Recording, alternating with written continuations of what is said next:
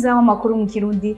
Aya makuru y'uno musi akaba agizwe n'ingingo nkuru zikwirikira kuva ku igenekerezo rya 27 gushika ku rya 28 uku kwezi harabaye inama idasanzwe yahuje abaserukira Uburundi n'abaserukira ibanki nkuru y'isi yose, bakaba bakoze iyo nama mu ntumbero yo kurabira hamwe ibibazo bituma ishigwa mu ngiro ry'imigambi ifashwe mu mugongo n'iyo banki y'isi bitagenda neza.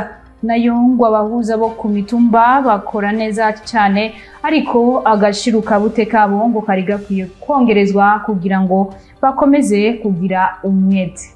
Ndabaha ikaze rero mu kanya nido ryano makuru. Sangwa ikaze kandi ndasubiye kubaha ikaze ubugira kandi hano kumbonesha kure yanyu BTV Burundi, nkuko nari mpejeje kubamenyesha mu idonido ryano makuru. Reka tuyahere aho abahuza bo ku mitumba bivugwa ko bakora neza kandi cyane, ariko ngo agashiruka bute bahabwa akabari gato kakaba gakwiye kongerezwa kugira ngo babandanye bakora n'umwete. Ivyo bivugwa n'abanyagihugu wo muri zone Kanyosha. Ni inkuru twateguriwe na mugenzi wacu Jules Vernet Nakimana. Abanyagihugu bo muri zone Muyira komine Kanyosha intara ya Bujumbura barashimishwa n'ibikorwa birangurwa n'abahuza bo ku mitumba kuko ngo bakora neza ndetse banabagabaniriza urugendo. Igikorwa cyabo ni ciza cyane, barahuza kandi barumviriza abantu bagaheza bakabatunganiriza. Akarusho kahari nuko kare hariho benshi wasanga bagize utuntu tw'utugorane bakabura aho bitura, ariko ubu uye abene gihugu biraborohera cyane bakitura ubwo butungane kubera bari hafi na hafi. Nk'abari mu buci usanga bari mu bucimbiri bakamenya aho babasanga ku mutumba bakoraniye, biraborohera cyane abene gihugu kuvugana n'abo bantu kandi barabatunganiriza neza. Na kare twaratwidoga tuvuga ngo hariho n'abashobora kujya ibiturire, mugabo ubunye tugiye guca hirya no hino ku kibazo cy'abahuza turabona yuko abahuza barabitinya ico kintu cyo kuvuga ngo bonotora canke ngo barenganye umuntu, kubera bazi yuko abanyagihugu bose bamaze guca ubwenge boca batangira amaraporo.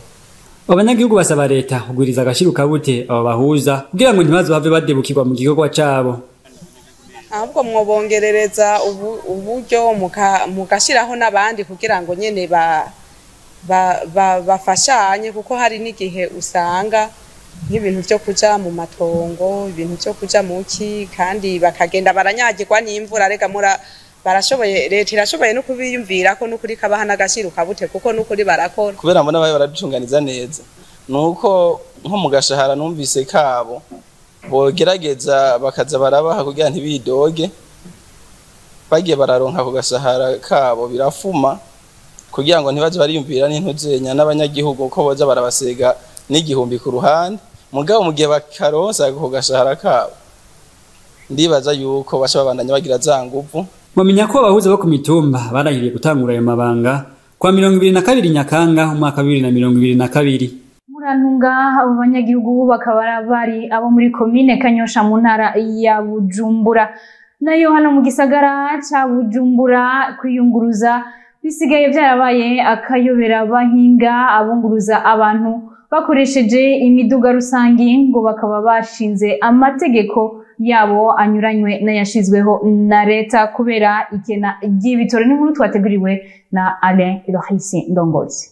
Ikena ry'igitoro ribandanya Bandasi mu gihugu cy'u Burundi, nazo inkwirikizi ziva kuri iryo kena ry'igitoro zikabandanya gutuma ubuzima bw'igihugu n'ubw'abene gihugu buhungabana. Ibikorwa byoteje imbere igihugu birahungabana. Aha twotanga karorero ku nyubako za leta zitandukanye zihagarara kubera ikena ry'ico gitoro, ubuzi bumwe budakorwa n'ibindi bitari bike igihugu cyahombera. Kubene gihugu ibiciro bibandanya kuduga ku rugero ruhanitse, byaba ivy'ibidandazwa bitandukanye canke ivyo kwiyunguruza. Kubijanye n'ibiciro byo kwiyunguruza, imyidogo iri ku mpande zose ni kuvuga kubiyunguruza bava mu gisagara ca Bujumbura baja mu gihugu hagati canke bava mu gihugu hagati baja mu gisagara ca Bujumbura eka ndetse n'abiyunguruza bava hagati mu gisagara ca Bujumbura bagana amakartier atandukanye agize ico gisagara. Muri uwo mugwi imyidogo irasangiwe n'abene igihugu nka bose naho baba mu makartier atandukanye ku bituro vy'amabisi haba hagati mu gisagara ca Bujumbura canke ku bituro biri mu makartier haguma hibonekeza imirongo miremire y'abene igihugu barindiye amabisi haba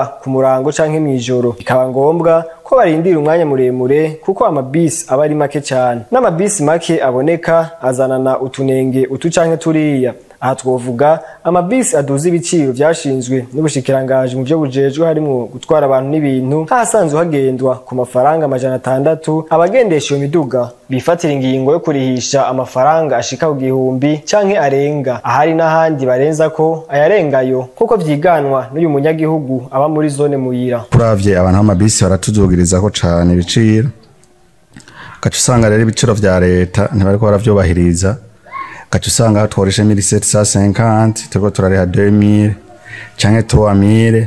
Hari n'abandi bahitamwo kongereza urugendo kugwari rusanzwe rwarategekanijwe akarorero n'abagendesha amabisi muri zone Kanyosha canke zone Musaga bahitamwo gushikana imodoka zabo ku masoko ya Ruvumera, Kotebu no kwa Siyoni kugira bikunde barenze ko amafaranga. Ikindi kibonekeza n'amabisi adashikana abo atwaye ayo ategezwa kubashikana ariko amahera tozwa akaguma ari yayandi. Akarorero n'amabisi akura abantu muri zone ya Kamenge yategerezwa kubashikana hagati mu gisagara ariko akabashikana ku isoko ya Kotebu ku mafaranga 600 bategerezwa kuriha bashitse mu gisagara hagati. Abandi bahanzwe n'iryo kena ry'igitoro mu kwiyunguruza n'abagendana ubumuga, abageze mu zabukuru canke abakenyezi bibungenze kuko niyo iyo bisi ibonetse hinjira abafise ingufu gusa. Nubwo igitoro kibura ntibisigura ko amategeko acareka kubahirizwa, nico gituma uburongozi bw'igisagara ca Bujumbura bwari bukwiye guhagurukira abo bikika mu kiza mu guhonyanga amategeko yashinzwe n'ubushikirangaje mu byo bujejwe harimo gutwara abantu. Kuva kugenekerezo rya 27 gushika ku rya 28 uku kwezi harabaye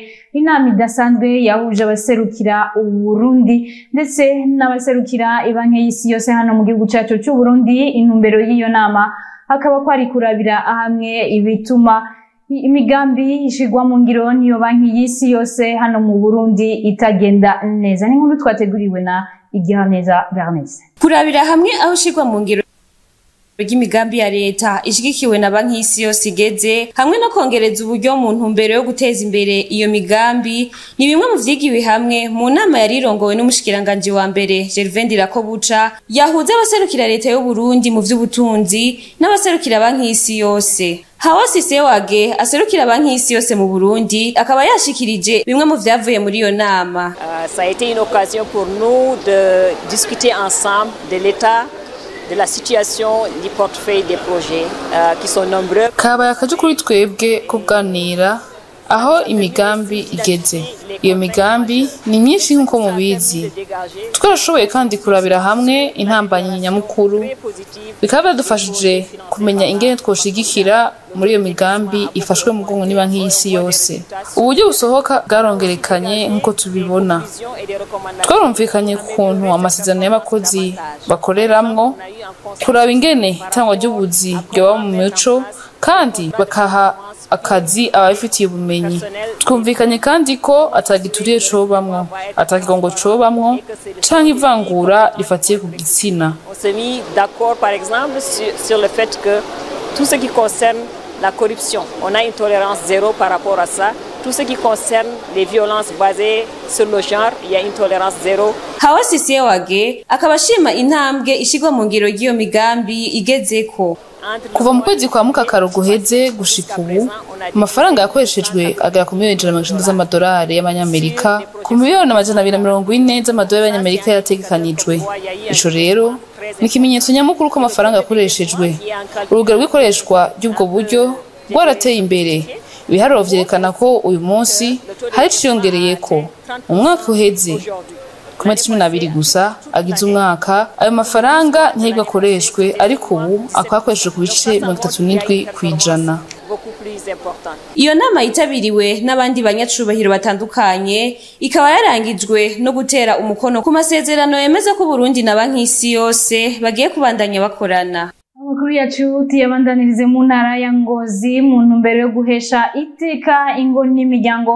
Buramatari w'iyo ntara yarafashe ingingo yo kwirukana abahabara basanzwe bapangiwe amazu ngo basubire mu miryango iwabo. Ni nkuru twateguriwe na Ange Nekrita Irakoze. Bimwe mu bituma ingo n'imiryango bihungabana harimo guharika, ari naco gituma Buramatari w'intara ya Ngozi Minani Desire yafashe umwanzuro wo gusohora mu mazu abahabara baba bapangiwe n'abo bagabo. Akaba yavuze uko ico gikorwa kiriko kiragenda naho hatabuze intambamyi zimwe bahura nazo. Ico gikorwa rero twagitanguye gusigurira abantu buke kugira binjire mu mutima.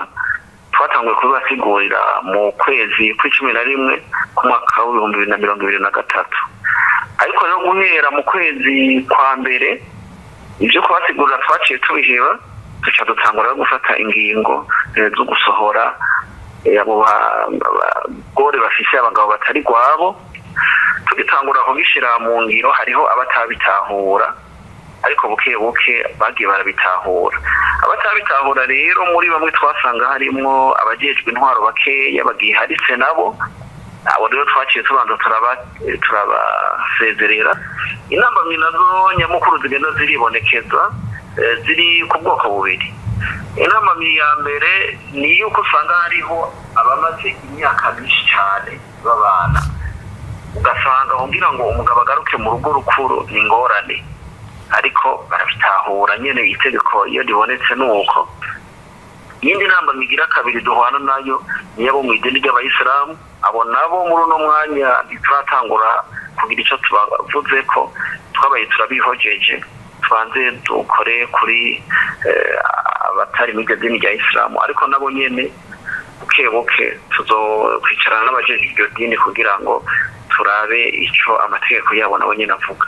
Uwo Buramatari w'intara ya Ngozi akaba yavuze uburyo bashobora kumenya aho abo bahabara iyo baba, eka mbere ngo hari n'inyigisho baronswa imbere y'uko basubizwa iwabo. Akifuza ko vuba ico gikorwa coba caheze. Uburyo rero tubimenyesha bica mu makoraniro rusangi, hanyuma inyabune igakora akazi rusangi gushika kwigenekerezo ya 2026 z'ukwezi kwa gatatu mu mwaka wa 2024. Intara yose ya Ngozi twari tumaze gusohora abahabara bangana 237. Mu ntumbero y'uko ingo n'imiryango bibandanya vyifata neza, twarafashe ingingo y'uko itariki 30 z'ukwezi kwa kane mu mwaka wa 2024 tutifuza umugore yoba atabana n'umugabo wiwe. Ubu rero turiko turategura inyigisho zigenewe imiryango iyo yahuye n'ivyo bibazo. Ababa basohowe rero bacasubira kwa base na ba nyina.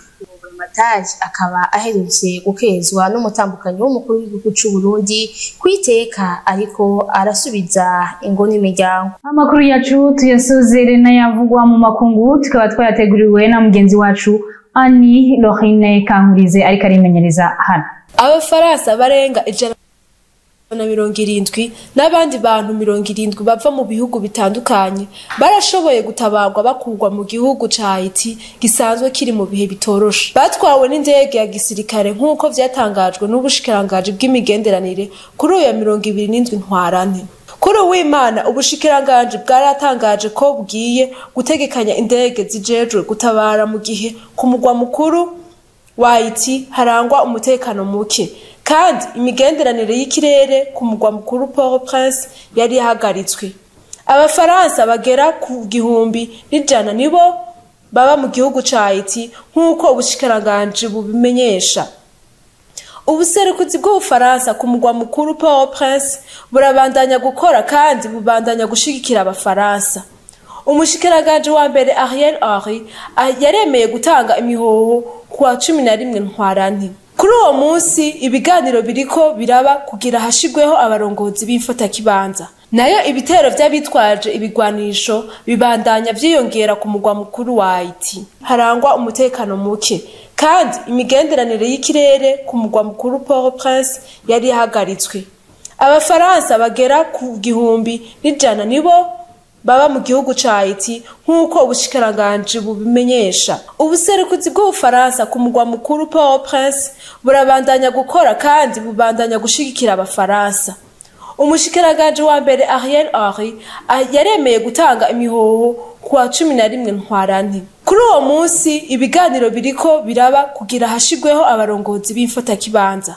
Nayo ibitero vy'abitwaje ibigwanisho bibandanya vyiyongera ku mugwa mukuru wa Haiti. Ivyavuye mu matora vy'imfata kibanza biremeza itorwa rya Bassirou Diomaye Faye ku majwi angana n'ibice 54 n'uduce 28%. Bassirou Diomaye Faye w'imyaka 44 yoba abaye umukuru w'igihugu agira gatanu wa Senegal nyuma y'amezi atari make harangwa umutekano muke. Uwumukurikira aza mu kibanza ca kabiri ni Amadou Ba ku bice 35 n'uduce 79%. Uza mu kibanza ca gatatu Aliou Mamadou Dia akaba yatowe ku bice 2 n'uduce 8% nk'uko biva mu biharuro vy'imfata kibanza byashikirijwe bivuye mu matora. Uwitoje wese aba afise amasaha 72 mu gihe abonye hibonekeje utunenge twosubirwamwo nk'uko biri mu ibwirizwa shingiro. Inyuma y'imisi 3 mu gihe atanumwe ashikirije utwo tunenge, ibiharuro vya nyuma bica bishikirizwa n'inama mpanuzwa jambo ijejwe ibwirizwa shingiro. Ayo makuru havugwa mu makungu akaba ari yaciye asozera amakuru twabatororokanije uno musi, ariko mu nkundire mbanze ndabasubiriremo ingingo nkuru zari ziyagize. Kuva ku igenekerezo rya 27 gushika ku igenekerezo rya 28 uku kwezi harabaye inama idasanzwe yahuje abaserukira Uburundi n'abaserukira ibanki nkuru y'isi yose hano mu Burundi. Intumbero nyamukuru akaba kwari kurabira hamwe ibituma imigambi ishigwa mu ngiro n'iryo banki hano mu Burundi itagenda neza, nayo abahuza bo ku mitumba bakora neza cyane ngo bari bakwiye kongerezwa agashiruka bute kabo kugira ngo babandanye bakora banonokewe. Nino ngaho rero duciye dusozerera ano makuru yacu. Ndabashimira mwebwe mwese mwariko murayakurikirana, ndabifurize kubandanya mugira ibihe byiza n'uwa kane mweranda kuri mwebwe mwese mwemera abakristo bose iyo bava bakagera.